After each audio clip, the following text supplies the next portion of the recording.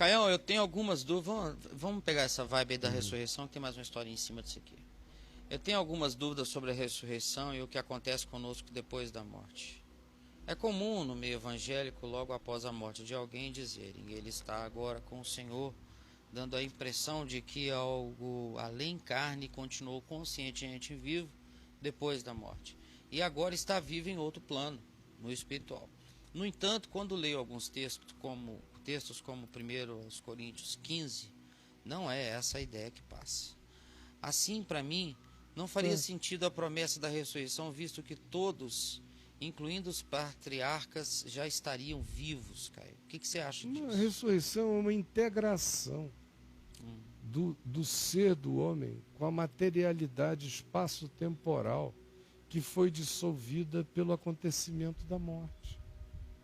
Repete aí, Caião, vai. A ressurreição é apenas a integração, a ressurreição física. Sim. A integração ao ser do homem, da sua dimensão espaço-temporal, que se dissolveu no acontecimento da morte física. É porque quando Deus me criou um corpo, Ele não criou um corpo para ser abandonado. Esse corpo segue comigo. Por contingências, que eu não quero me alongar nelas aqui, esse corpo hoje morre. Mas haverá um dia de reintegração de todas as coisas, inclusive não só do meu corpo. Será um dia de ressurreição da criação. É o que dá o cara ler um texto só e não ler a palavra. Fazer uma sistematização furreca dessa, furunculosa dessa. Não ler a palavra. Romanos 8. Paulo chega a dizer que a ressurreição não é só nossa, mas de toda a criação será redimida naquele dia. Inclusive a criação que geme, que suporta tristezas até agora. Então ele não foi em Romanos. Ele não foi em lugar nenhum, ele não começou nem na cruz.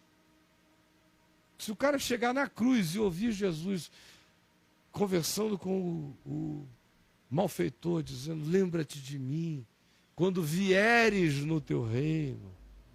Porque na cabeça do malfeitor ele tinha uma teologia. A teologia dele era judaica. Sim. Então ele acreditava que um dia o Filho do Homem viria com as nuvens dos céus.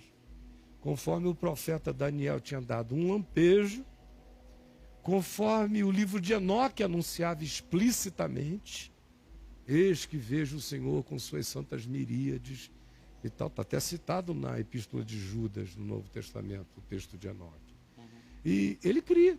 Então ele diz: lembra-te de mim quando vieres no teu reino. O que ele esperava? Que ele ia morrer, iria ficar sepultado, iria se dissolver no pó da terra, como todo bom judeu cria, e que naquele dia, quando Jesus voltasse, Jesus o ressuscitasse com os justos de entre os mortos. Era isso que ele estava pedindo. De acordo com a crença dele. Judaica. Sim. Aí Jesus dá aquele susto no bicho. Você não precisa esperar nada disso não, meu amigo. A ressurreição de todos virá um dia. Mas hoje mesmo, tu estarás comigo no paraíso. Então, para não ficar pegando um monte de textos bíblicos, como Paulo dizendo: enquanto presentes no corpo, estamos ausentes do Senhor, mas uma vez ausentes do corpo, deixando o corpo, estamos presentes no Senhor, e milhares de outras afirmações. Mas pega 1 Coríntios, isola ali, mata o resto. E não tem Jesus como chave hermenêutica interpretativa. Não vê Jesus tratando a vida eterna como continuidade o tempo todo. Não lê nem a parábola, a fábula do rico e do Lázaro. Morreu, um foi para lá, outro foi para cá, a vida continua. Em qualquer que seja a dimensão. E como diz Paulo em 1 Coríntios 15, diz em 1 Tessalonicenses, em 2 Tessalonicenses, vai chegar aquele dia da integração. E Jesus mesmo foi que disse que virá o Filho do Homem, tocará as trombetas, nós iremos ao encontro dele nos ares. Os que morreram irão num átimo de segundo. É uma coisa que só tem uma diferenciação cronológica por uma questão de pedagogia, mas não dá nem para saber a diferença. Os mortos ressuscitarão primeiro e nós em Cristo seremos transformados. Mas o que é primeiro? Primeiro é uma fração quântica imensurável, e nós aqui, ao encontro do Senhor nos ares. Então, meu amigo, não tem contradição nenhuma. O que há é uma leitura seletiva, diminuída, minimalista, apequenada, que não leva em consideração toda a palavra. É ler um texto sem o contexto, e sem a chave interpretativa, e sem a percepção óbvia do todo. É o que dá pena. É esse escravizamento a pedacinhos da Escritura, ainda que elegantemente dito, dá a entender, não parece claro. Você vê que a linguagem dele é uma linguagem de quem quer ser isento na avaliação do texto em si, mas não lê o contexto. E aí é uma pena, porque vai ficando aleijado.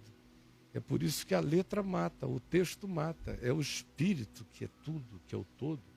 É o que vivifica, é o que cria a consciência do que é. Então eu não leio um texto bíblico ou do Novo Testamento, eu chupo o espírito, a palavra, o entendimento.